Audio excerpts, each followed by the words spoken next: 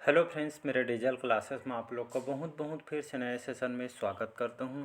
तो यहाँ पे जो छत्तीसगढ़ की जो प्रयोगशाला को फॉर्म नहीं भरेंगे तो फॉर्म भर सकते हैं, इसलिए सेशन चलाया जा रहा है। साइंस का मोस्ट इंपॉर्टेंट क्वेश्चन जिसमें फिजिक्स, केमिस्ट्री, बायो हर सेक्शन को इसमें कवर कराया जाएगा और लगभग सभी एग्जाम के लिए इम्पोर्टेंट है। चाहे सेंट्रल गवर्नमेंट की तैयारी कर, साइंस का जो वेटेज है सभी एग्जाम के लिए इम्पोर्टेंट, यूपीएससी हो, स्टेट पीएससी हो, पटवारी, छात्रावास अधीक्षक, मतलब हर एग्जाम में क्वेश्चन यहाँ से पूछे जाएंगे। उसी हिसाब से क्वेश्चन को तैयार किए। यहाँ से बहुत सारे एग्जाम में जो है एग्जाम में रिपीट भी हुए हैं, रेलवे वगैरह, एसएससी वगैरह में, सभी एग्जाम में।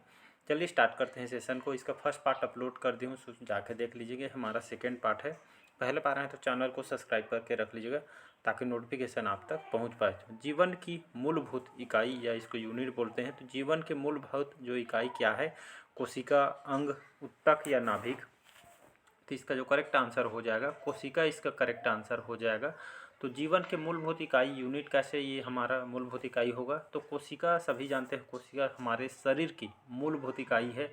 कोशिकाएं जो होती हैं हमारे शरीर में एक दूसरे से आपका जुड़ी हुई है। इसका जो है संरचना जो कोशिका है, कई ट्रिलियन, लगभग 30 से 32 ट्रिलियन के आसपास हमारे कोशिका यहाँ पे पाई जाती है शरीर में। इसलिए जो है इसको कोशिका को हमारी मूलभूत इकाई को बोला जाता है। कोशिका एक दूसरे से आपका जुड़ी रहती है और सभी जीवित प्राणी जो है आपका कोशिका से आपका बना होता है, इसलिए जो इसको जो है मूलभूत इकाई बोला जाता है। और 1665 में जो रॉबर्ट हुक जो वैज्ञानिक थे, इन्होंने इसको जो कोशिका को नाम दिया था। इसकी खोज जो है इन्होंने यहाँ पे किया जाता है। दो तरह के क्वेश्चन पूछते हैं। जो रॉबर्ट हुक ने जो है इसकी खोज की थी, इसको नाम दिया था, लेकिन जो है स्लाइडेन और स्वान, याद रखिए, जो स्लाइडेन और स्वान ने कोशिका का सिद्धांत इन्होंने यहाँ पे दिया जाता है। तो एक क्वेश्चन और पूछा जाता है कि जो कोशिका का पावर हाउस किसको कहा जाता है? तो आपका जो है माइटोकॉन्ड्रिया, याद रखिए, जो है माइटोकॉन्ड्रिया जो है कोशिका को ऊर्जा प्रदान करता है, इसीलिए जो कोशिका का पावर हाउस इसको कहा जाता है। और एक एग्जाम में क्वेश्चन पूछे होंगे, जो कोशिका का अध्ययन किसमें किया जाता है या कोशिका का अध्ययन क्या कहलाता है साइंस की भाषा में? तो आपका जो है साइटोलॉजी, याद रखिएगा, साइटोलॉजी कहलाता है कोशिका का अध्ययन करना। तो इसको याद रखिएगा, ये ऑप्शन यहाँ पे करेक्ट आंसर हो जाएगा। चलिए अगला सेकेंड क्वेश्चन है, कोशिका के बारे में निम्न में से कौन सा कथन यहाँ पे सही नहीं है बोला जा रहा है? तो ये है, कोशिकाओं के आकार और अपाम विशिष्ट कार्य से संबंधित होते हैं, ये एक करेक्ट है। दूसरा है, कुछ कोशिकाओं के बदलते आकार होती, ये भी करेक्ट है। थर्ड है, आपके प्रत्येक कोशिका में निष्पादन की एक अपनी क्षमता भी होती है, ये भी सही है। सभी देह उत्तकों में एक प्रकार की कोशिकाएं होती, ये आपका जो है गलत हो जाएगा। तो वही बोला जा रहा है कौन सा सही नहीं है? तो आपका जो है डी ऑप्शन यहाँ पे जो है सही नहीं है। तो चलिए नेक्स्ट क्वेश्चन देखते हैं। चलिए अगला क्वेश्चन है और इम्पोर्टेंट है। जितना भी ऑप्शन दिए यहाँ से बहुत बार क्वेश्चन रिपीट हुए हैं, एक एक करके हम सारे को यहाँ पे क्लियर करेंगे। निम्नलिखित कौन सा जो कोशिकांग पादप कोशिका में पाया जाता है किंतु जंतु कोशिका में नहीं पाया जाता है? ये आपके आरआरबी एनटीपीसी 2016 के रेलवे के एग्जाम में क्वेश्चन पूछा गया है। तो इसका जो क्लोरोप्लास्ट इसका करेक्ट आंसर हो जाएगा। तो ये जो क्लोरोप्लास्ट होता है, क्लोरोप्लास्ट को और किस नाम से जानते हैं?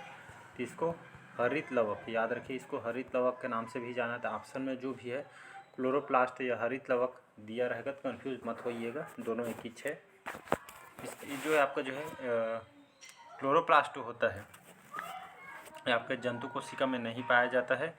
और जो क्लोरोप्लास्ट है ये आपके कोशिकांग है और कोशिका शैवाल में आपका पाया जाता है। ये जो है प्रकाश संश्लेषण द्वारा प्रकाशीय ऊर्जा को रासायनिक ऊर्जा में जो है आपका परिवर्तित करती है। और क्लोरोप्लास्ट की जो है कोशिका के, इसको रसोई घर भी कहते हैं, याद रखिएगा। कोशिका का रसोई घर किसको कहा जाता है? ये आपका क्लोरोप्लास्ट को कहा जाता है। पौधों के लिए भोजन का संश्लेषण भी जो है इसके माध्यम से होता है। और यहाँ पे जो है राइबोसोम्स ये भी क्वेश्चन पूछे गए हैं कि ये जो है राइबोसोम्स किससे बना होता है? आपका प्रोकैरियोटिक यूकैरियोटिक कोशिका में ये आपका पाया जाता है राइबोसोम्स। यह कोशिका में प्रोटीन के संश्लेषण के स्थान पे प्रदान करता है। और इसको कोशिका के जो है इसको प्रोटीन फैक्ट्री इसको बोला जाता है। किसको बोला जाता है? राइबोसोम्स को कहा जाता है। ये क्वेश्चन आपसे पूछे गए हैं। माइटोकॉन्ड्रिया से भी क्वेश्चन पूछे गए हैं। माइटोकॉन्ड्रिया जो है कोशिका का पावर हाउस किसको कहा जाता है? तो माइटोकॉन्ड्रिया को कहा जाता है। ये जो है सभी खाद्य पदार्थों का जो है ऑक्सीकरण होता है, ऊर्जा पहुंचाने का इसका मुख्य कार्य होता है माइटोकॉन्ड्रिया का। और ये सभी जो क्वेश्चन आपसे पूछे गए हैं तो इसको याद रखिएगा। चलिए नेक्स्ट क्वेश्चन, फोर्थ क्वेश्चन है, कोशिकाओं का जीवित अंश जीव द्रव्य प्रोटोप्लाज्मा कहलाता है। ये किससे बना होता है? केवल कोशिका द्रव्य से, केवल केंद्रक द्रव्य से, कोशिका द्रव्य और केंद्रक द्रव्य से, या कोशिका द्रव्य, केंद्रक द्रव्य, अन्य कोशिकांग से। तो इसका जो करेक्ट आंसर हो जाएगा, तो कोशिका का जीवित अंश या जीव द्रव्य जो प्रोटोप्लाज्मा, ये आपका कहलाता है और ये आपका बना होता है कोशिका द्रव्य, केंद्रक द्रव्य, अन्य कोशिकाओं से आपका बना होता है। प्रोटोप्लाज्म किसको कहा जाता है? जिसको कोशिका का जीवित भाग होता है और विभिन्न कोशिकी जो है आपका जो है इसमें अंश जो इसमें जो है शामिल होता है। तो प्रोटोप्लाज्म आई थिंक क्लियर हो गया होगा। नेक्स्ट क्वेश्चन, अगला क्वेश्चन देखते हैं। 80% से अधिक कोशिका सेल में पाया जाता है। ये जो पदार्थ है प्रोटीन, चर्बी, खनिज या जल। तो इसका जो करेक्ट आंसर हो जाएगा जल, इसका करेक्ट आंसर हो जाएगा। 80% से अधिक जो कोशिका या सेल में पाया जाने वाला पदार्थ आपका जल होता है। 80 से 90% जो कोशिका में यहाँ पे जल पाया जाता है। कोशिका जो पानी के कोशिका में प्रचुर मात्रा में पाया जाता है, ये आपका जो है एक तरह का अणु होते हैं, याद रखिएगा। और कोशिका जो बनी होती है आपके अणु से बना होता है। ये जो है पानी, अकार्बनिक पदार्थ, आयन, ये सभी से मिलकर जो है कोशिका बनती है, जिसको हम अणु बोलते हैं। अणु आयन वगैरह मिलकर यहाँ पे अगर अकार्बनिक जो पदार्थ से आपको कोशिका का निर्माण होता है। इसकी जानकारी या जो इसकी खोज किसने की थी? तो जो वैज्ञानिक हक्सेल ने, इन्होंने यहाँ पे इसकी खोज की थी। इसको याद रखिएगा। नेक्स्ट क्वेश्चन है, अगला क्वेश्चन है, निम्नलिखित में से किन कोशिकाओं में नाभिक नहीं होता है? तो मूल रोम कोशिका में, लाल रक्त कोशिका, प्लेटलेट में, या इनमें से कोई नहीं।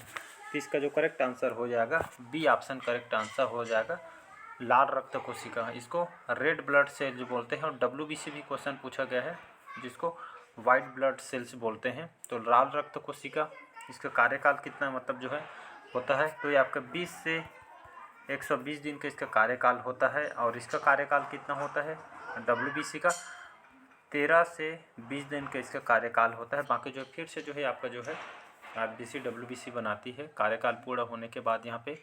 इसलिए देखें लाल रक्त जो से ब्लड जो कमी होती है, इसलिए थकान, सांस लेने में दिक्कत, इस तरह की प्रॉब्लम जो होती है यहाँ पे होती है लाल रक्त कोशिका की कमी होने से। यहाँ पे दुनिया भर की यहाँ पे प्रॉब्लम हम होती है। जो WBC होता है जिसको वाइट ब्लड सेल्स बोलते हैं, एक जो हमारी प्रतिरक्षा प्रणाली है, कहने का मतलब ये हमारा जो है जो WBC के माध्यम से हम बहुत ही कम बीमार पड़ते हैं। एक जो हमारी रक्षा प्रणाली है, इसी की वजह से हम यहाँ पे जो है वाइट कलर का होता है, ये जो है रक्षा प्रणाली हमारे शरीर को जो है आपका जो है एक तरह का जो है हम कम बीमार पड़ते हैं। इसी की वजह से जैसे WBC आपके अंदर ज़्यादा है तो बहुत ही आपको कम मात्रा में यहाँ पे बीमार होकर यहाँ पे सर्दी खांसी वगैरह नॉर्मल यहाँ पे जो है बीमार पड़ेंगे। तो इसी का जो है मुख्य फैक्टर होता है लाल रक्त जो कोशिका होता है, जो इसमें जो है नाभिक नहीं होता है। क्यों नहीं होता? तो इसका मुख्य कारण है ऑक्सीजन का ज़्यादा मात्रा में परिवहन करना। इसी में जो है यहाँ पर जो है नाभिक नहीं होता है रेड ब्लड सेल्स में, मतलब ये आपके RBC में, लाल रक्त कोशिका में। और जो लाल रक्त जो कोशिका जो है आपका जो है इसमें ऑक्सीजन को शरीर में जो है कोशिका तक पहुँचाने का काम जो है आपका RBC करती है, रेड ब्लड सेल, जिसको लाल रक्त कोशिका बोलते हैं। चलिए नेक्स्ट क्वेश्चन देखते हैं। निम्न में से कौन से कोशिकाओं के आत्मघाती बैग कहा जाता है या आत्मघाती का थैली कहा जाता है? तो लाइसोसोम्स को, राइबोसोम्स को, डिप्टोसोम्स को, या फैगोसोम्स को। इसका जो करेक्ट आंसर हो जाए, तो इसको आत्मघाती बैग या इसको आत्मघाती के थैली कोशिका का क्यों कहा जाता है लाइसोसोम्स को? तो लाइसोसोम्स ये जो है ये इसका मुख्य कार्य क्या होता है? पाचन एंजाइम होता है। पाचन इसका कार्य, पाचन जो है ये जो है प्रणाली होती है, पाचन करने का काम जो है मुख्य करती है। गाल्जी काय से जो है आपका बना होता है। इसमें जो है अनेक प्रकार के एंजाइम होते हैं, जैसे आपका जो है पेप्टाइड, न्यूक्लिक एसिड, कार्बोहाइड्रेट से जो है एंजाइम इसमें पाई जाती है। इसको क्यों आत्मघाती बैग कहा जाता है? तो जब कोशिका नष्ट होती है तब जो लाइसोसोम यहाँ पे फट जाती है और एंजाइम अपने ही कोशिका को खा जाती है या डाइजेस्ट कर लेती है, पचा लेती है। इसीलिए जो है इसको जो है कोशिका का आत्मथैली या इसके आत्मघाती बैग कहा जाता है लाइसोसोम्स को। बाकी राइबोसोम के वगैरह में यहाँ पे बता दिया गया है। नेक्स्ट क्वेश्चन है, अगला क्वेश्चन देखते हैं। निम्नलिखित कोशिका अंगकों में कौन सा एक अर्धपारगम्य झिल्ली है? तो कोशिका झिल्ली, प्लाज्मा झिल्ली, कोशिका भित्ति, या इनमें से कोई नहीं। तो इसका जो करेक्ट आंसर हो जाएगा कोशिका झिल्ली, इसका करेक्ट आंसर हो जाएगा। तो कोशिका अंगों में कौन सा एक अर्धपारगम्य झिल्ली है? तो ये आपका जो है कोशिका झिल्ली है। याद रखिएगा क्यों कहा जाता है। तो सभी कोशिकाओं की आंतरिक भाग की आपका जो है कोशिका झिल्ली रक्षा करती। इसमें प्लाज्मा झिल्ली भी इसको कहा जाता है। याद रखिए इसी को ही प्लाज्मा झिल्ली कहते हैं। ये जो है जैविक झिल्ली है। कुछ अणुओं और कुछ आयनों को अपने से होकर पार करती है और कुछ आयन जो अणु को ये आपका जो है पार करने नहीं देती, इसलिए जो इसको अर्धपारगम्य झिल्ली इसको कहा जाता है। इसको याद रखिएगा। तो यहाँ पे केंद्रक देख रहे होंगे। केंद्रक का मुख्य कार्य क्या होता है? तो जितने भी हमारे जेनेटिक्स जो गुण होते हैं पीढ़ी दर पीढ़ी जो पहुँचाने का काम जो है केंद्रक का होता है। इसको याद रखिएगा। कोशिका भित्ति, तो यहाँ पे जो है कोशिका भित्ति ये कहाँ पे उपस्थित होता है? तो कोशिका का ये बाहरी आवरण है कोशिका भित्ति। तो इसको याद रखिएगा। नेक्स्ट क्वेश्चन है, निम्नलिखित में से किसको कोशिका या सेल का पावर प्लांट कहा जाता है या कोशिका का जो है पावर हाउस कहा जाता है? तो गाल्जी काय, माइटोकॉन्ड्रिया, राइबोसोम्स या लाइसोसोम्स को? तो इसका जो करेक्ट आंसर हो जाएगा बी ऑप्शन करेक्ट आंसर हो जाएगा, माइटोकॉन्ड्रिया। याद रखिए जो इसको कोशिका सेल का पावर प्लांट या पावर हाउस इसको माइटोकॉन्ड्रिया को कहा जाता है। क्यों कहा जाता है माइटोकॉन्ड्रिया को? तो ये जो है कोशिका का पावर हाउस इसको कहा जाता है। इसलिए कहा जाता है जितने भी सभी खाद्य पदार्थों को जो ऑक्सीकरण इसमें जो होता है एक तरह का जो इसका मुख्य कार्य यहाँ पे ऊर्जा पहुँचाना इसका मुख्य कार्य है। इसलिए जो है माइटोकॉन्ड्रिया का कोशिका का पावर हाउस यहाँ पे कहा जाता है। बाकी सबको यहाँ पे बता दिया गया है। नेक्स्ट क्वेश्चन अगला क्वेश्चन देखते हैं। कोशिका का शक्ति स्रोत होता है? तो घुमा फिरा के क्वेश्चन कैसे भी पूछे आंसर आपको माइटोकॉन्ड्रिया ले लेना है, जिसको याद रखिएगा। अगला क्वेश्चन देखते हैं यहाँ पे, मानव शरीर में मौजूद निम्नलिखित कोशिकाओं में से किसमें माइटोकॉन्ड्रिया नहीं पाया जाता है? तो लाल रक्त कोशिका में, यकृत कोशिका में, मांसपेशी कोशिका में या आपका श्वेत रक्त में? तो इसका जो आंसर कौन सा हो जाएगा जो करेक्ट है जी? तो इसका ए ऑप्शन करेक्ट आंसर हो जाएगा, रेड ब्लड सेल जिसको हम लाल रक्त कोशिका। इसमें जो है आपका जो माइटोकॉन्ड्रिया नहीं पाया जाता है। क्यों नहीं पाया जाता है? इसमें जो लाल रक्त कोशिका में केंद्रक भी नहीं पाया जाता है, क्योंकि जो इसमें जो है अधिक मात्रा में जो है ब्लड का जो है परिवहन करता है, इसीलिए जो है जो माइटोकॉन्ड्रिया यहाँ पे नहीं पाया जाता है। नेक्स्ट क्वेश्चन देखते हैं। अगला क्वेश्चन है, निम्न में से कोशिका का नियंत्रक केंद्र कौन है? कोशिका का नियंत्रक या नियंत्रण करने का केंद्र है आपका केंद्रक, प्लाज्मा, लाइसोसोम या आपका क्रोमोसोम? इसका भी करेक्ट आंसर हो जाएगा केंद्रक। इसका करेक्ट आंसर हो जाएगा। तो कोशिका का नियंत्रक केंद्र होता है, हर कोशिका में जो है केंद्रक पाया जाता है, तो इसलिए जो है कोशिका का नियंत्रक केंद्र आपका केंद्रक होता है। केंद्रक का मुख्य कार्य भी बताया था। केंद्रक जो है हमारे जेनेटिक्स जो जितने भी गुण होते हैं वंशानुगत, ये जो इसी के माध्यम से यहाँ पे जो है जेनेटिक्स गुण यहाँ पे आते हैं केंद्रक के माध्यम से। तो मेंटेन करके कोशिका को ये केंद्रक ही रखता है। हर कोशिका में केंद्रक यहाँ पे पाई जाती है। यहाँ पे प्लाज्मा दिया गया है। प्लाज्मा किसको कहेंगे? तो ब्लड होते जो रुधिर होता है, इसके जो ये आपका जो प्लाज्मा होता है ये आपका हल्का पीले रंग का होता है। रुधिर के जो तरल भाग को ही यहाँ पे प्लाज्मा बोला जाता है। लाइसोसोम के बारे में बता दूँ। क्रोमोसोम किसे कहते हैं? मतलब जो कोशिका के अंदर जो ये आपका पाई जाती है, जिसको हम जीन कहते हैं, जो कोशिका के अंदर ये आपका तो कोशिका के अंदर की संरचनाओं पर जहाँ उपस्थित जीन को यहाँ पे क्रोमोसोम बोलते हैं। टोटल 46 इसके जो लगभग मतलब मनुष्य में कितने यहाँ पे जो क्रोमोसोम पाए जाते हैं? तो आंसर कई बार पूछा गया है। कुल मिलाकर टोटल 46 यहाँ पे क्रोमोसोम पाए जाते हैं। अगर आपसे पूछे कि कितना जोड़ा पाया जाता है तो याद रखिएगा इसके जो है 23 जोड़े यहाँ पे पाई जाती है।